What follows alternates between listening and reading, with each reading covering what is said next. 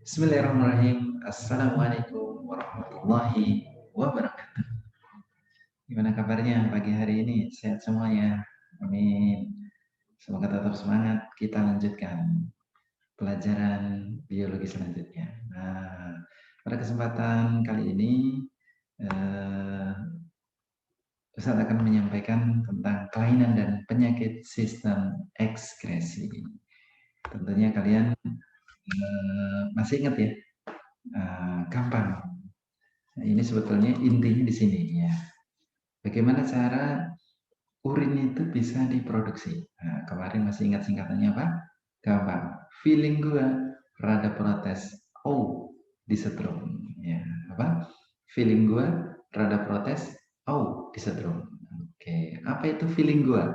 Nah, feeling gua adalah filtrasi glomerulus. Nah, prosesnya filtrasi tempatnya ada di mana? Di glomerulus. Sebelah mana? Nah, kita lihat di sebelah kanan. Ya, ini tempat di mana glomerulus berada dan terjadi proses filtrasi. Filtrasi itu penyaringan. Apa saja yang disaring?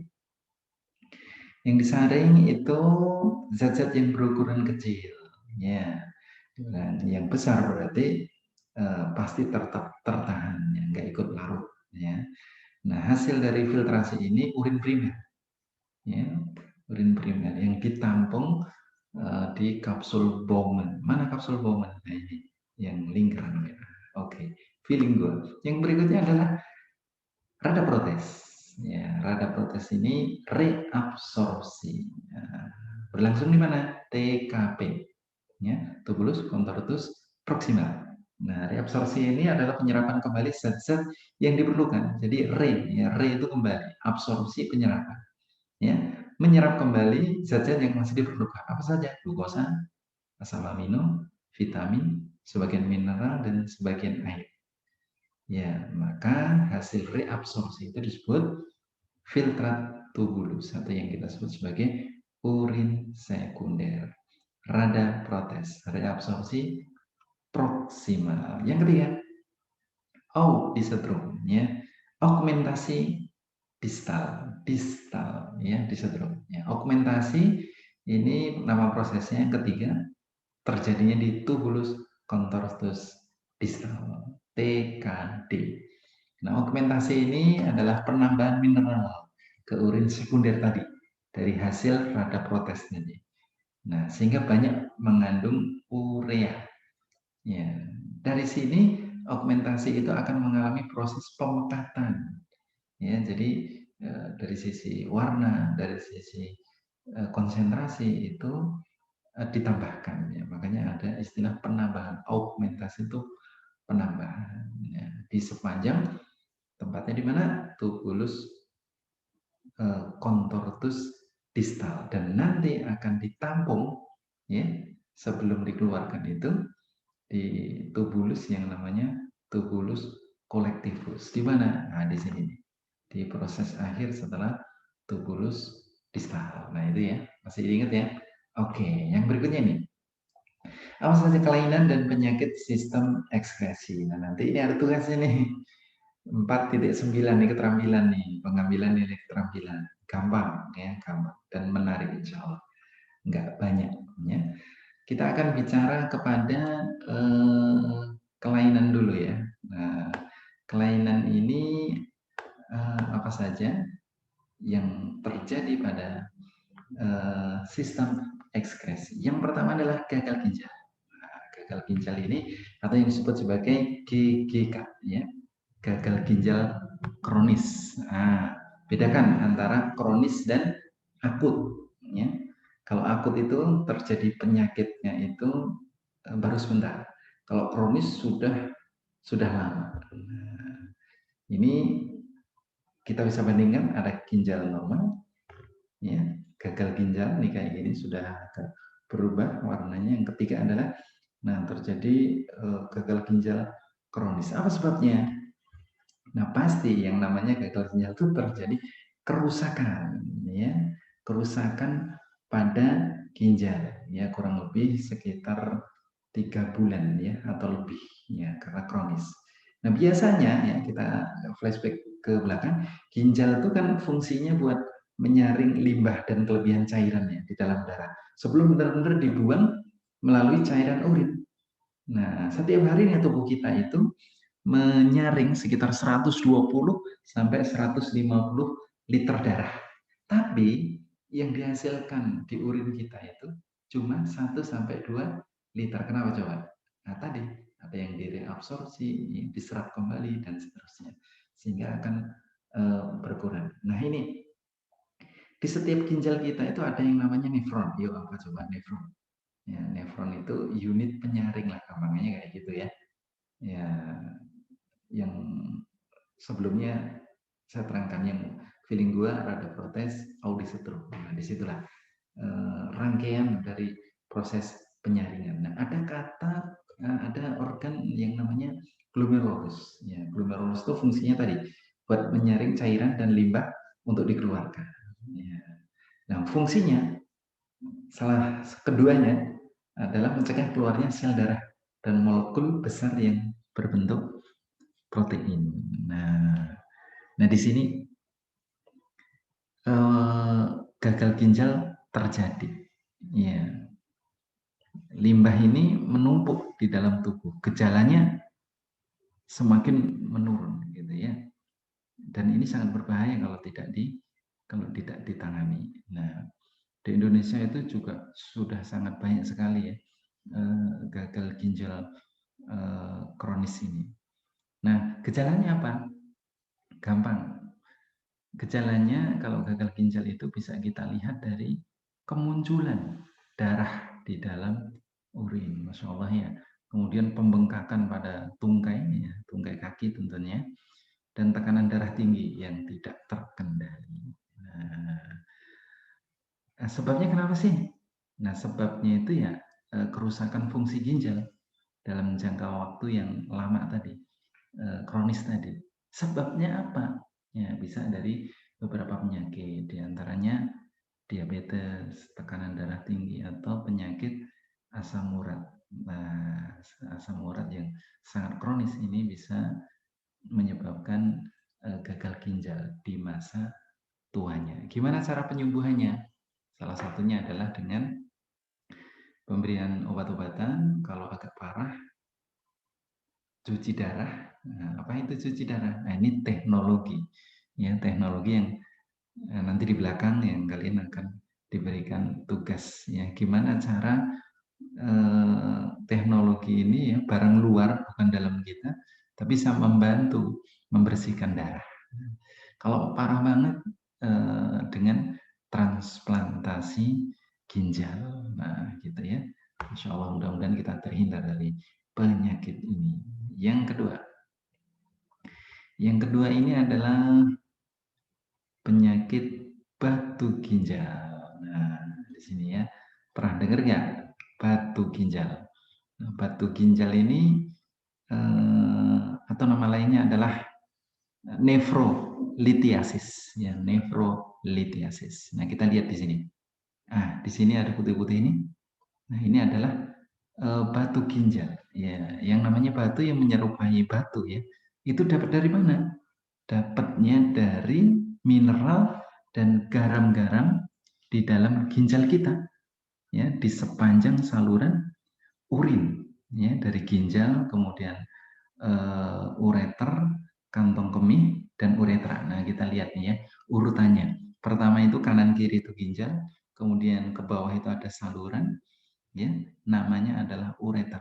Ya, ureter itu besarnya seperti isi tinta pada pulpen. Nah, sebesar itulah, kecil banget. Ya, kemudian ditampung di dalam kantong kemih, ya kantong kemih, dan dikeluarkan melalui uretra. Ya, nah batu ginjal ini terbentuk dari limbah, ya limbah dalam darah yang membentuk kristal, ya dalam jangka waktu yang lama, ya dan menumpuk di ginjal, ya ini tersusun oleh kalsium, ya jenis kalsium dan asam oksalat, ya biasanya memang seiring dengan usia seseorang, pengaruh dari makanan dan seterusnya, makin hari makin mengeras dan membentuk batu. Sebetulnya apa saja sih yang menyebabkan terjadinya batu ginjal ini? Satu, kurang minum. Nah, itu kurang minum. Dan ternyata ya selama ini anggapan orang sehari itu minum 2 liter itu, ya memang betul sih, tapi kurang tepat gitu. Sebetulnya ada ukuran atau takaran gitu ya, di dalam kita menentukan seberapa jumlah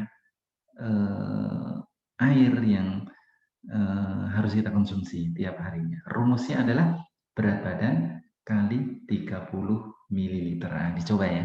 Kalau yang berat badannya 65, ya 60 kali 3 itu ya berarti 195 ya. Berarti 1 liter 95. Tuh, kan nggak nyampe 2 liter ya. Karena minum terlalu banyak itu nggak boleh juga. Nah, kalau yang berat badannya tinggi, seperti 100 kilo misalnya. Nah, 100 kali 30 mililiter, berarti 3 liter. Ya, orang yang berat badannya 100 kilo itu kalau dikasih minum 2 liter ya kurang. Ya. Jadi perlu 3 liter. Ya, rumusnya berat badan kali 30 mililiter. Ya, itu aturan ya dalam kita mengkonsumsi air minum. Nah ini adanya batu ginjal ya di dalam ginjal ya karena endapan garam kalsium, magnesium dan asam urat atau sistein ya. Masya Allah, penyakit asam urat nih banyak banget ini implikasinya gitu ya. Nah ini adalah batu ginjal. Cara menyembuhkannya gimana ya? Nah ini tadi ya, kurang minum tuh seperti ini.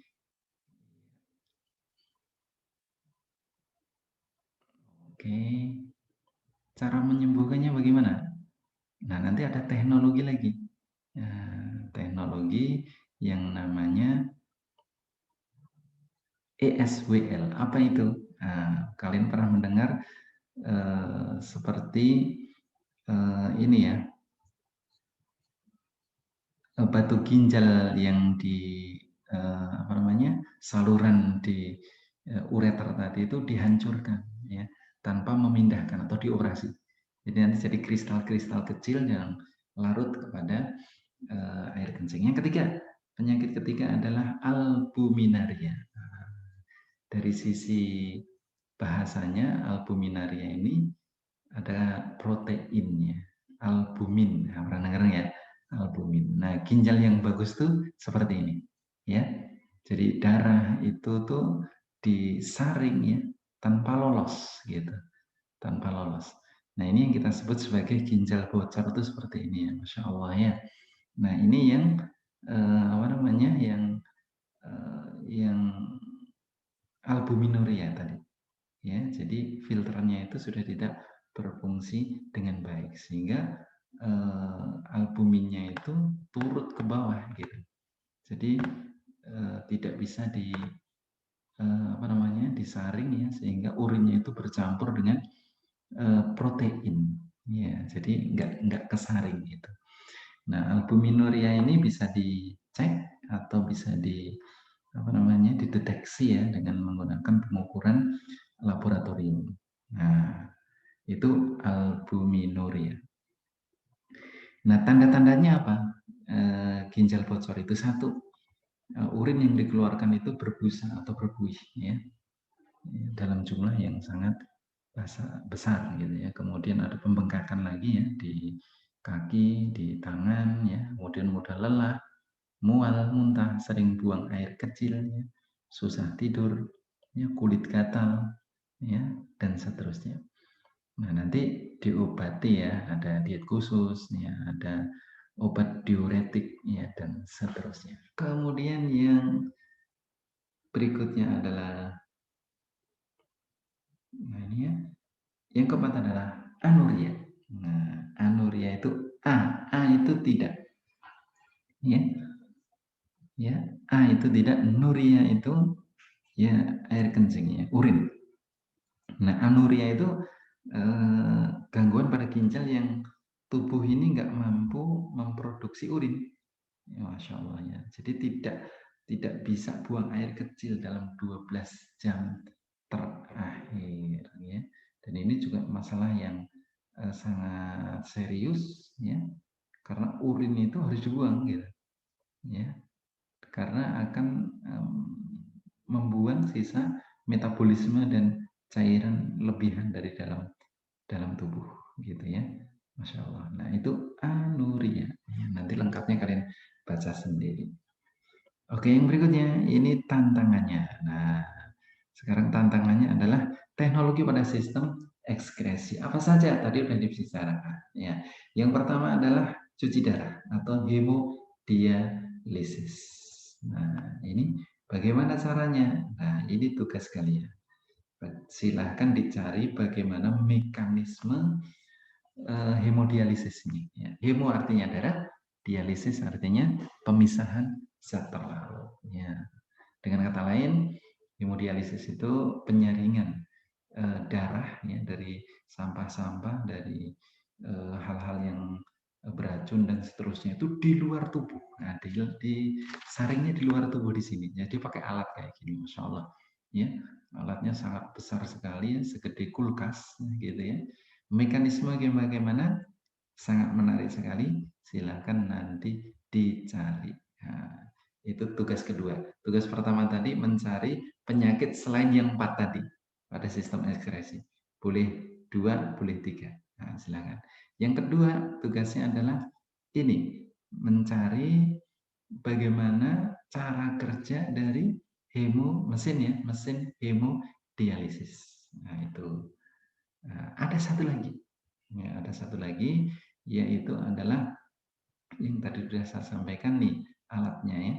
Ini alatnya yang bisa meruntuhkan, meluruhkan batu ginjal tanpa operasi. Namanya ESWL, ya, extracorporeal shock wave lithotripsy. Nah, ini kita lihat ya skemanya ya. Nanti ini juga dicari gimana cara kerjanya.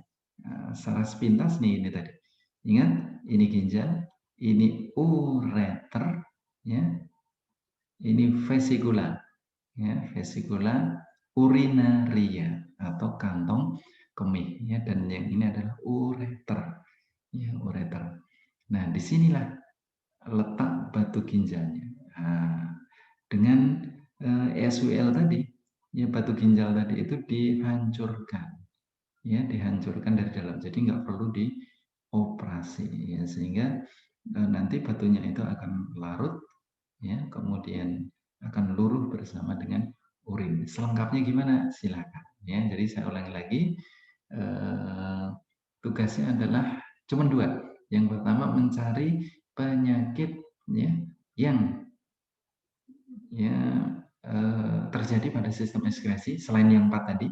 Kemudian yang kedua, silakan dicari bagaimana mekanisme teknologi pada sistem ekskresi. Ya, yang pertama tadi alat atau mesin hemodialisis, yang kedua adalah ESWL ini. Oke, selamat mengerjakan, tetap semangat, dan tugasnya silahkan dikirim ke WhatsApp saya ya, bisa WhatsApp, bisa Telegram. Itu saja yang bisa disampaikan. Selamat belajar. Terima kasih. Assalamualaikum warahmatullahi wabarakatuh.